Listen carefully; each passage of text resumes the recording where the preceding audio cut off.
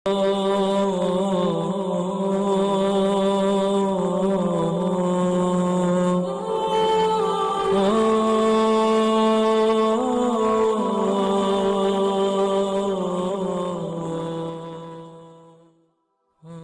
باللہ من الشیطان الرجیم بسم اللہ الرحمن الرحیم۔ السلام علیکم میرے معزز اور قابل احترام دوستو، ایک مرتبہ کا ذکر ہے کہ خراسان کا ایک مشہور فقیہ بغداد آیا۔ ہارون کو بھی اس سے ملاقات کا اشتیاق ہوا۔ اس نے اسے دربار میں بلایا، گرم جوشی سے اس کا خیر مقدم کیا اور بڑی قدر و منزلت کے ساتھ اسے اپنے پاس بٹھایا۔ فقیہ اس عزت افزائی پر پھولے نہیں سما رہا تھا اور ہارون پر اپنی علم کی دھاک بٹھانے کی کوشش کر رہا تھا کہ اچانک حضرت بہلول دانا رحمۃ اللہ علیہ کہیں سے پھرتا پھراتا دربار میں آ نکلا۔ اس نے سلام کیا۔ ہارون نے اسے بیٹھنے کے لیے کہا۔ فقیہ نے اس کا معمولی لباس، بوسیدہ گدڑی اور دھول میں اٹی ہوئی جوتیاں دیکھی اور قدرے حیرت سے بولا کہ آپ بہت مہربان اور فراخ دل ہیں کہ معمولی لوگوں کو بھی اپنے دربار میں جگہ دیتے ہیں۔ حضرت بہلول دانا رحمۃ اللہ علیہ اپنی جگہ سے اٹھا اور اپنا عصا کھٹکھٹاتا اس کے قریب پہنچا اور بولا کہ قبلہ گستاخی معاف، آپ اپنی ناقص علم پر کیوں اس قدر مغرور ہیں؟ آپ میری ظاہری حالت کا خیال نہ کیجیے اور میرے ساتھ علمی مباحثہ کرنے کے لیے تیار ہو جائیے تاکہ آپ کو پتہ چل جائے کہ آپ تو کچھ بھی نہیں جانتے۔ دوستو، فقیہ نے ایک نگاہ غلط انداز اس پر ڈالی۔ میں نے سنا تھا کہ تو پاگل ہے اور میں پاگلوں سے مباحثہ نہیں کیا کرتا۔ میں نے کب کہا کہ میں پاگل نہیں ہوں؟ میں تو اپنے پاگل پن کا خود اقرار کرتا ہوں، مگر آپ ہیں کہ آپ کو اپنی کم علمی کا کچھ پتہ ہی نہیں۔ حضرت بہلول دانا رحمۃ اللہ علیہ نے غصے سے کہا۔ ہارون نے قہر آلود نگاہوں سے حضرت بہلول دانا رحمۃ اللہ علیہ کی طرف دیکھا۔ بہلول، خاموش رہو، تمہیں معلوم نہیں کہ یہ خراسان کے نامور فقیہ ہیں، اسی لیے تو میں چاہتا ہوں کہ یہ مجھ سے علمی مباحثہ کر لیں۔ حضرت بہلول دانا رحمۃ اللہ علیہ نے اطمینان سے کہا۔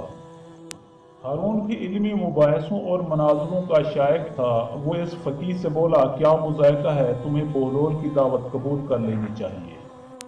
تو پھر میری بھی ایک شرط ہوگی، فقیہ بولا۔ اجازت ہے، تم جیسی چاہو شرائط طے کر لو۔ ہارون نے اجازت دی۔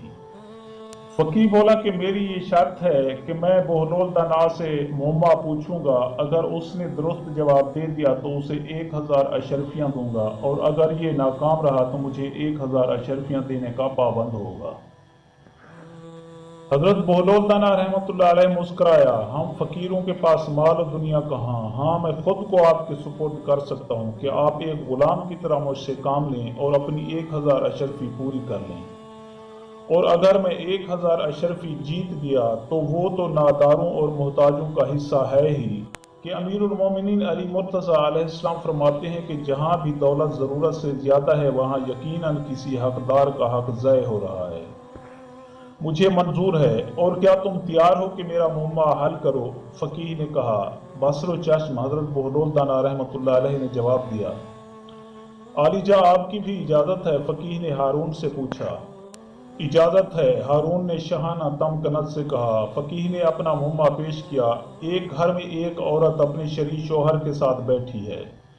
اسی گھر میں ایک شخص نماز پڑھ رہا ہے اور دوسرا روزے سے ہے۔ اچانک دروازے پر دستک ہوتی ہے اور ایک ایسا شخص اندر داخل ہوا جس کے آ جانے سے شوہر اور بیوی ایک دوسرے پر حرام ہو گئے۔ نماز پڑھنے والے کی نماز باطل ہو گئی اور روزہ دار کا روزہ بھی باطل ہو گیا۔ کیا تم بتا سکتے ہو کہ باہر سے آنے والا شخص کون ہے؟